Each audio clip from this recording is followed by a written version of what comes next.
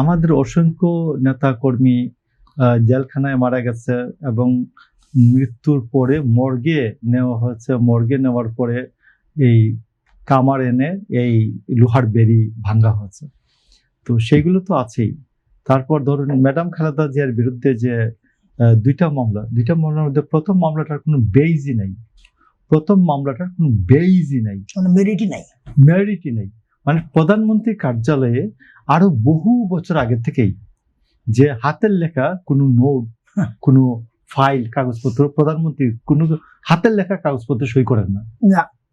এবং প্রধানমন্ত্রী যতগুলি কাগজপত্র সই করেন সব এক পৃষ্ঠায় সামারি।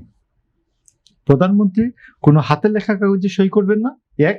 2 নম্বর, প্রধানমন্ত্রীর কাছে যে সামারি সই করবেন সেটা অবশ্যই এক পৃষ্ঠায়। 800 পৃষ্ঠার ফাইল হলো এটা প্রধানমন্ত্রী যে সই করবেন ডিসিশন, সেটা এক পৃষ্ঠায়। তো এইগুলি হাতের লেখা কাগজ দিয়া জিয়া অরফানেজ ট্রাস্টের মামলা, উনি যে টাকা উনি ধরেন নাই, ছুঁয়েন নাই, সেইটা।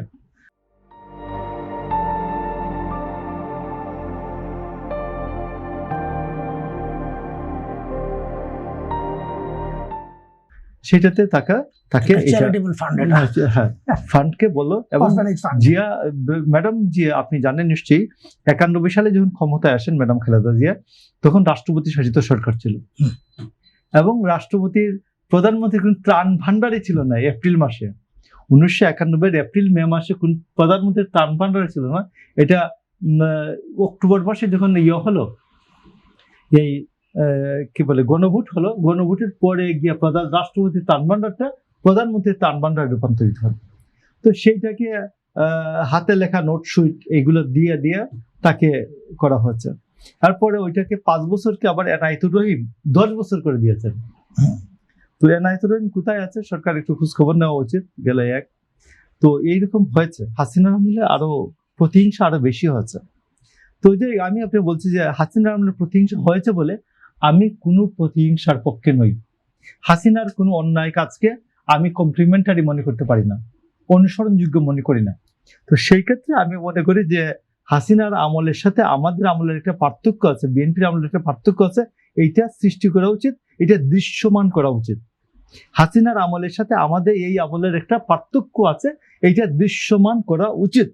আমি প্রথম কথা হচ্ছে যে উপজেলা জেলা লেভেলে যেসব আওয়ামী লীগের কি পার্থক্য অনুভব, যেমন ধরুন প্রচুর আমাদের সময় যে লোক মরে গেছে 5 বছর আগে, সানাউল্লাহ মিয়া, আমাদের আইন বিষয়ক সম্পাদক, সেই লোকটিও 24 সালে মামলায় অন্তর্ভুক্ত করেছে, আসামি করা হয়েছে।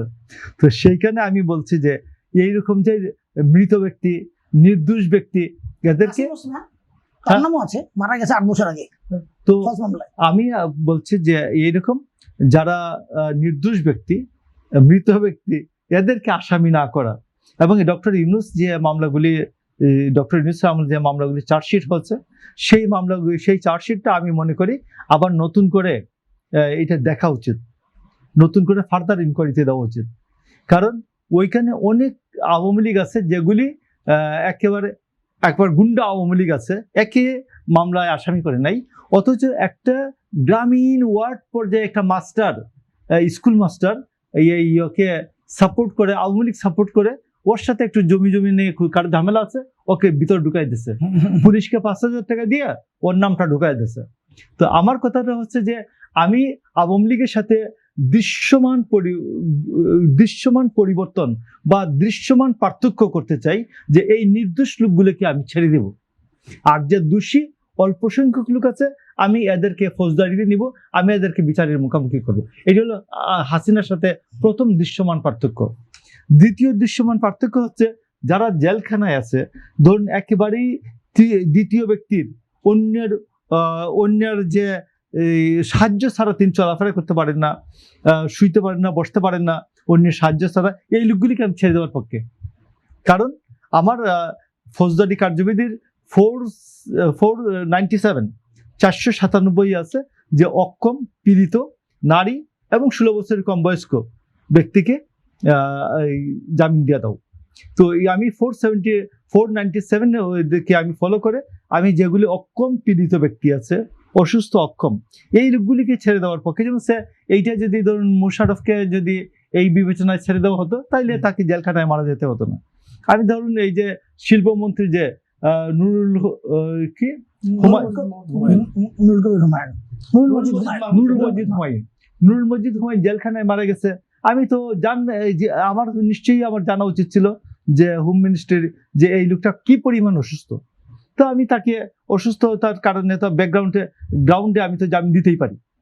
এবং আমি মনে করি যে সালাউদ্দিন ভাই স্বরাষ্ট্রমন্ত্রী সালাউদ্দিন আহমদ একজন আইনজ্ঞ মানুষ, উনি ম্যাজিস্ট্রেসিও করেছেন, উনি কোন কোন গ্রাউন্ডে জামিন দেওয়া যায়, কোন কোন গ্রাউন্ডে জামিন দেওয়া যায় না উনি জানেন।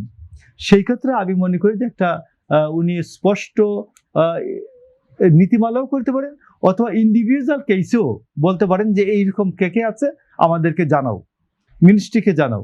মিনিস্ট্রি সেই ক্ষেত্রে বলতে পারে যে আমি তার বিরুদ্ধে মামলা তুলে নিলাম। একটা হতে পারে যে তাকে জামিনের ক্ষেত্রে আমাদের পিপি সাহেব বাধা দিবেন না। অর্থাৎ যে আইনের কূটকৌশলের মধ্য দিয়ে এই কূটকৌশল না, আইনের নীতির মধ্য দিয়েই আমি এদেরকে ছাড়তে পারি।